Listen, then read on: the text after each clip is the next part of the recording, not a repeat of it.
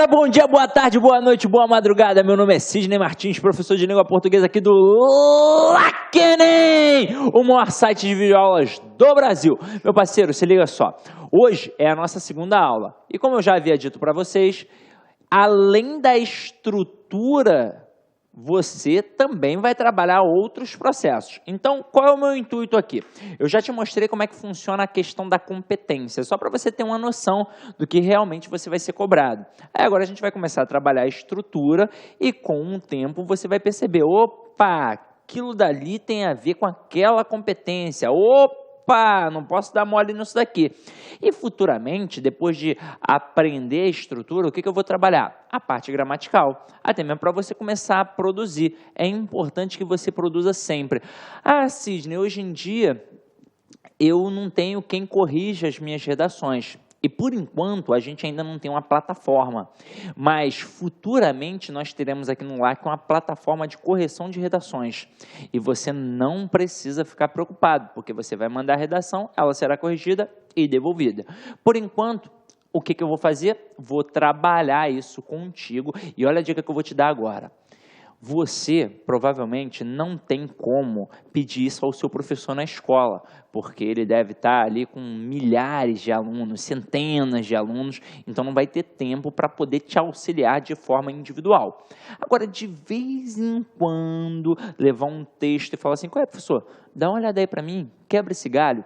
Tenho certeza que se você começar a fazer de agora, com o tempo, você vai perceber a melhora na tua produção textual. Então, a dica já está dada. O que a gente vai fazer hoje? A gente vai começar a trabalhar a principal estrutura cobrada em nossa prova, que é a estrutura da dissertação.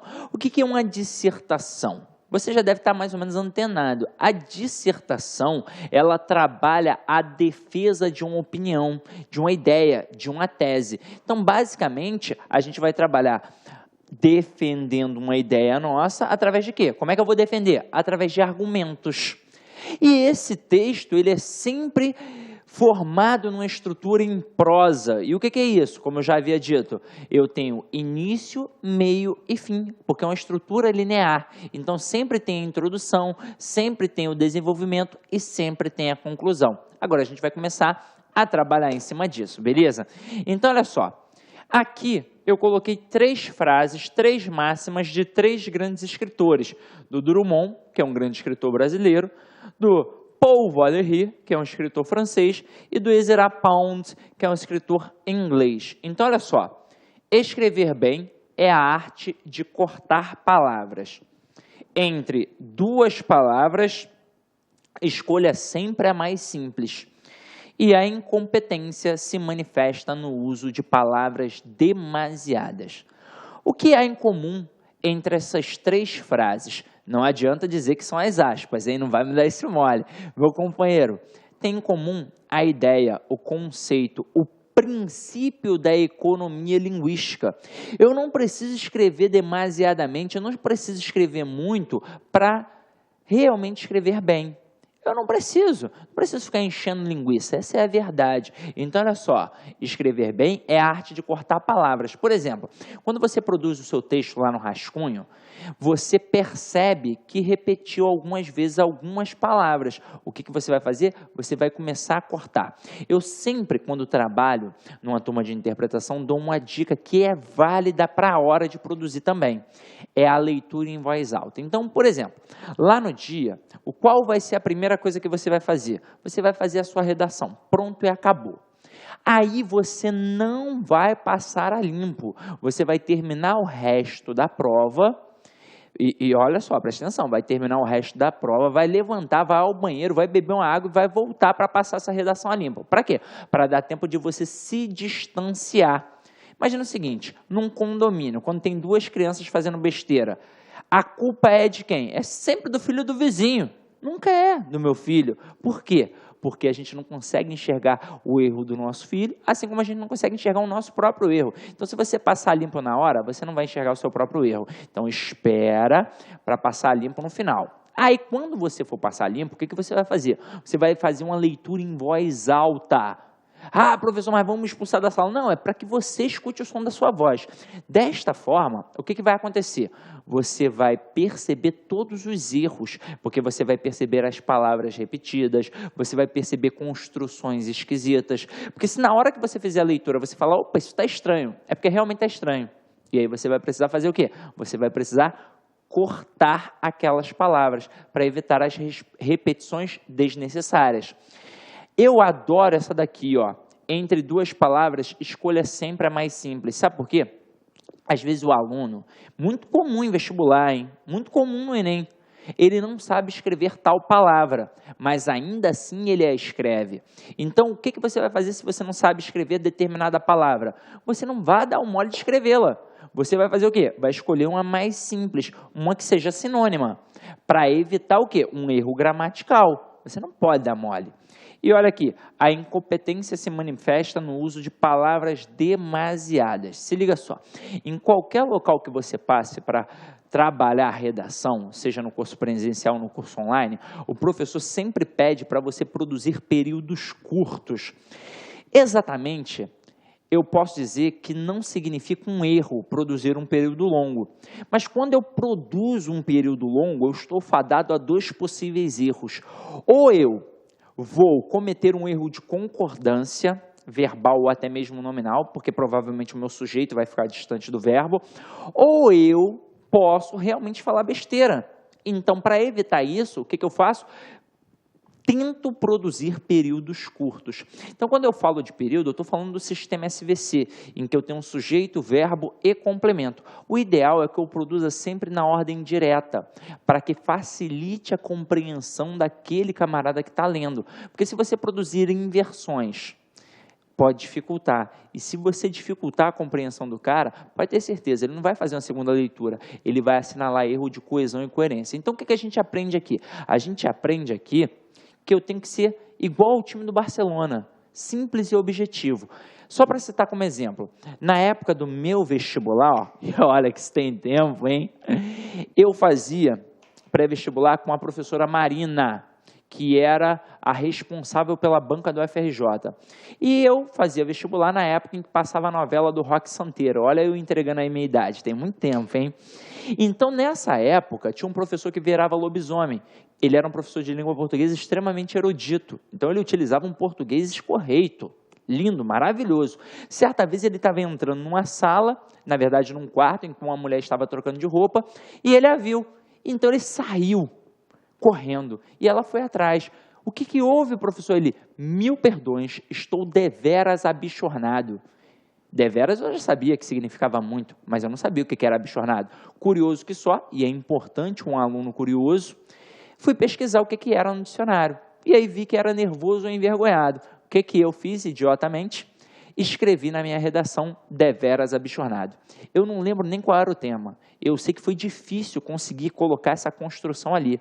E aí a professora me sacaneou, colocou lá, ó, envolvido em um ponto de interrogação. Fiquei puto na hora, eu falei, caramba, nem se deu o trabalho de pesquisar. Aí a professora me colocou logo no meu devido lugar. Meu filho, primeiro, seu texto está todo simples, e essa palavra aqui, ó, ela destoa das demais, então você teve uma quebra de ritmo. Pronto. Segunda, olha o que ela me disse. Meu filho, ninguém é obrigado a ir ao dicionário, não. Você tem de escrever simples e objetivo. Imagina o seguinte, o camarada, ele está ali corrigindo 1000, 2000, 3000 redações. Aí você vê uma palavra que ninguém conhece, vai lá e coloca. Você acha que ele vai ao dicionário? Vai ferir o princípio da eficiência, porque ele tem que ser simples, ele tem que ser rápido, ele tem que corrigir aquilo rápido. Então, ele vai, com certeza, descontar ponto. Então, meu companheiro, para eu escrever bem, eu não preciso ficar inventando coisas. Eu tenho que ser o mais simples e objetivo possível. E aí, só nos resta o quê? A estrutura que eu vou te ensinar a partir de agora, meu parceiro. Então, vamos lá, ó. Tipos de redação. Então, acompanha aqui comigo.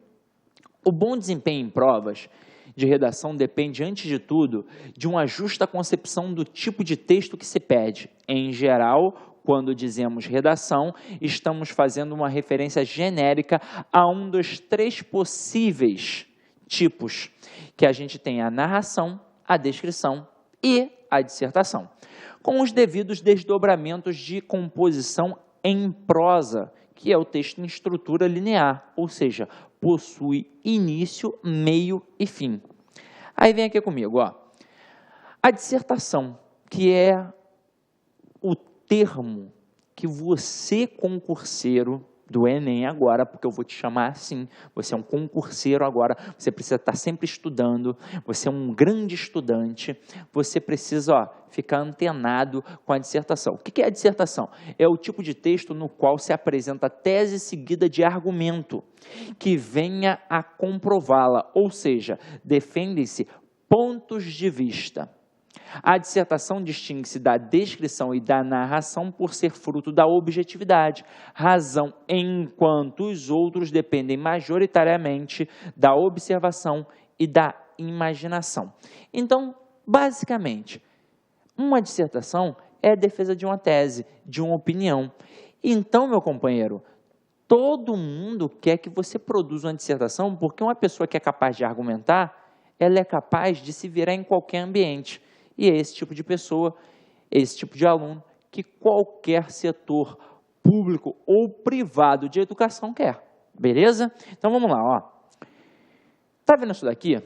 A gente vai começar a falar da introdução. Esse camarada aqui, ó, a introdução, é o elemento mais importante da sua redação, porque é o cartão de visita, meu companheiro. Pode ter certeza disso. Se eu me apresento bem, tá tranquilo. Ou seja, se a minha introdução está bem feita, o resto do texto provavelmente vai ficar bem feito. Se a minha introdução está ruim, provavelmente o resto do texto também estará ruim. Muitas das vezes, o avaliador ele faz uma leitura antenada ali na introdução. Se tiver bom, facilmente a sua nota subirá. Deve ter sido mais ou menos isso que aconteceu naquele vestibular em que o camarada colocou a receita lá do miojo. Por que ele tirou uma boa nota? Porque provavelmente o camarada não viu aquilo dali. Ele viu a introdução apenas e deu uma boa nota. Então, a introdução realmente é o teu cartão de visita. Então, vem aqui comigo, ó. A introdução da dissertação traz ao leitor o tema a ser discutido. Além de muitas vezes trazer sobre qual ângulo a questão será discutida, dessa forma é ela quem provoca no leitor, o avaliador, o primeiro impacto, é ela a apresentação de seu texto. Há várias boas maneiras de começar uma dissertação. As formas abaixo são algumas possíveis, mas certamente não são as únicas. Então, o que eu vou fazer com vocês, gente? Durante o curso, nós vamos trabalhar algumas formas de produzir um texto.